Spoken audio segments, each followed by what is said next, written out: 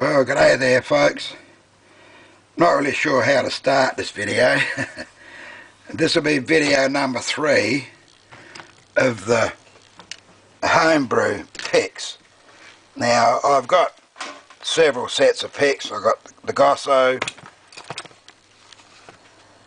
the Southord MPXS 32, the C2010, the Clom,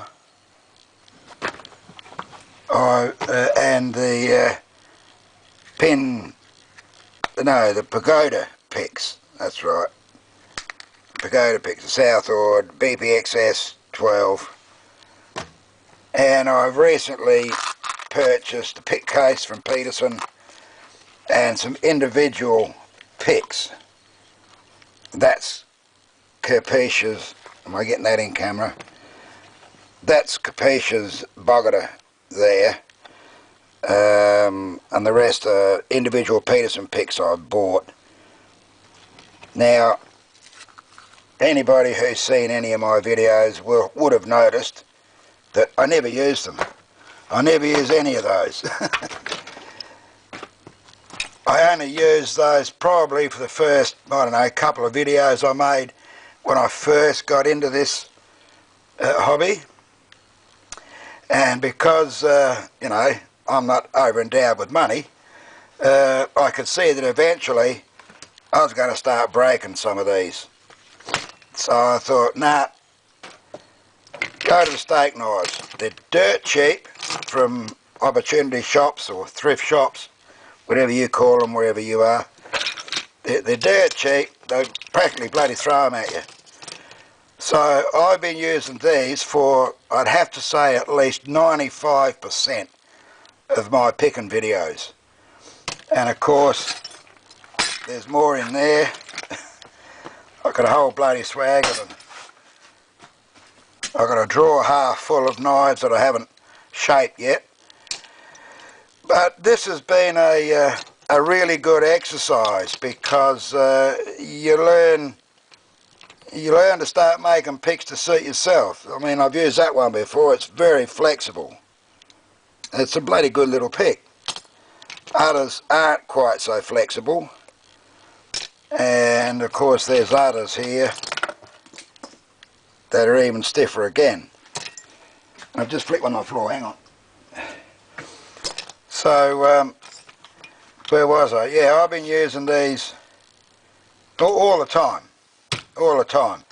But just recently, in fact only in the last 2 weeks I think, I decided perhaps these look a little bit crappy, even though they work really well, obviously, because that's all I use. So I thought, well, perhaps I should get some of this Starrett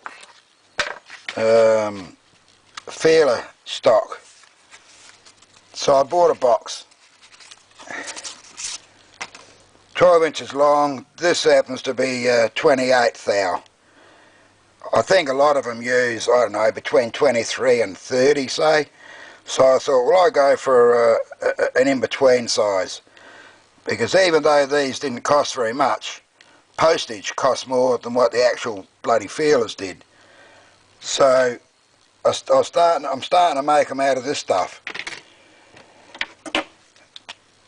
And I was going to just cut them in half, right? But if I cut it in half, let's say it's between the 28 and that line, I thought, that could be a bit long, you know. So I'm making them 5.5 inches. I actually cut off about that much out of it.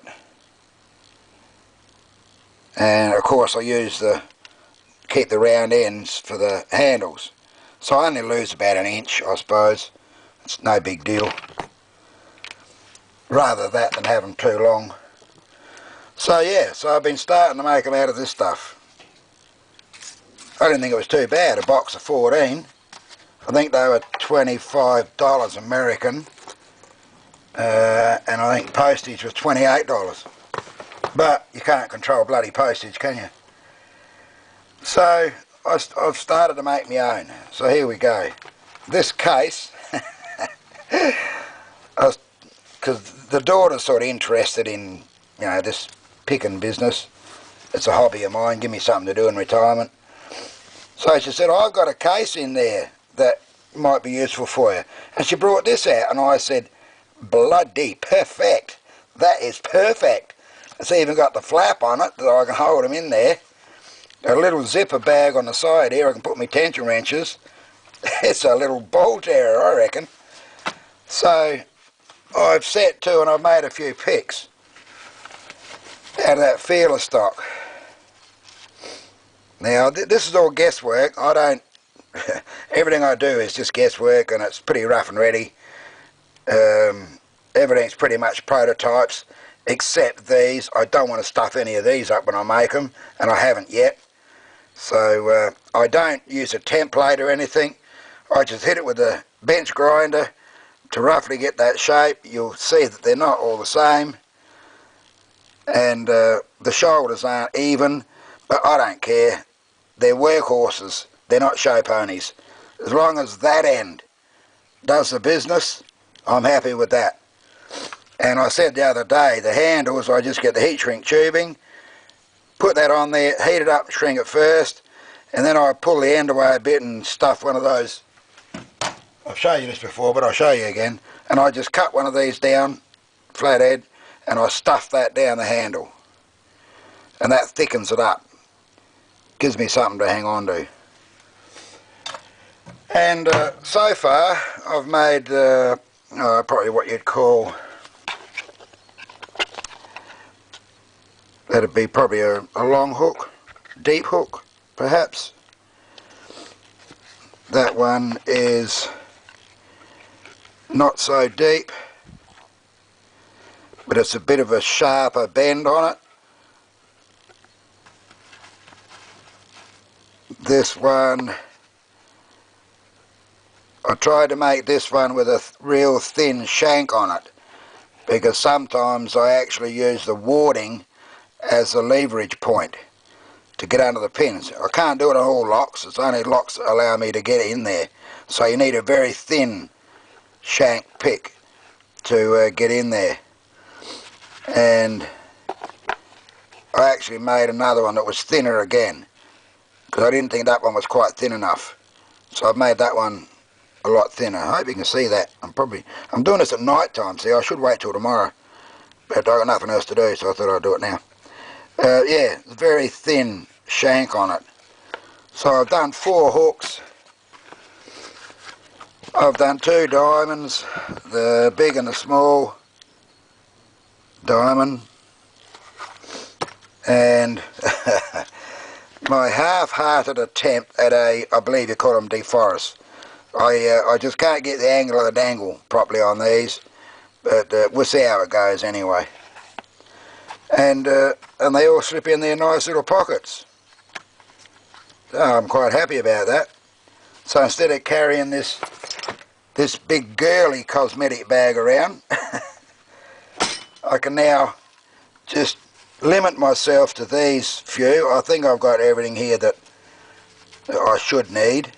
Oh, that obviously is one of Capacious boggeters. Now, I have a lot of difficulty making these things, you know, call it elderly confusion, I don't care what you call it, but I have a lot of trouble making them bloody things. So I tried to make one today. Well, I did make one today, but because I've got Capacious, which has got the 3 peaks on it, I thought I'd make one with 4 peaks and close up the gap between the peaks. So I thought it was no good making another one the same as Capacious. I thought, well, I'll make one a little bit different. It's got a little bit difference in, I don't know if you can see that properly. See, the peaks are a little bit closer than what his are, and I've got an extra peak there. I thought, well, you know, it might be handy. So I've got sort of 2 different ones now. So all I can say is anybody who, I don't know, maybe cash strapped or whatever, and you want to think about making your own picks, absolutely go for it. Like I said, I've been using these. I started this hobby, I don't know, what, 2 years ago or something, and this is all I've been using. 95% of my videos are done with these steak knife picks. They have been bloody good. The only reason I did this is because I want to try and tidy them up instead of having all these different odd handles. Try and make a standard set. So I think that was pretty much all I was going to say, other than I've got two Lockwoods here. Well, actually I've got several of these, right? And I just used that to see if it would work. I have not been able to single pin pick this, and that rake, that boggart had just opened it. So I actually have a working key for this one, which is unusual, considering all my stuff comes from a salvage yard. So I thought, well, I'll give it a go. I might have to stand up and do this because I want to make sure you get it in shot. I won't bother putting it in the vise just for this exercise. But I couldn't believe it when I... now, I bet you it won't work now that I want it to.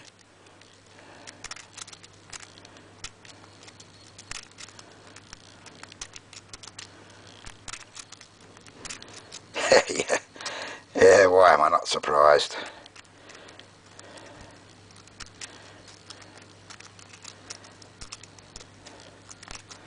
You know, I did this before I put the camera on, and it opened in a matter of seconds, and I thought, okay, well, when I finish explaining about the picks, perhaps I can show that this thing, this boggart thing I made, actually works. And now it's going to make a liar out of me. A lot of it's in the tension, so you got to really mess about with that tension to get it. There it goes. There you go. That's that one.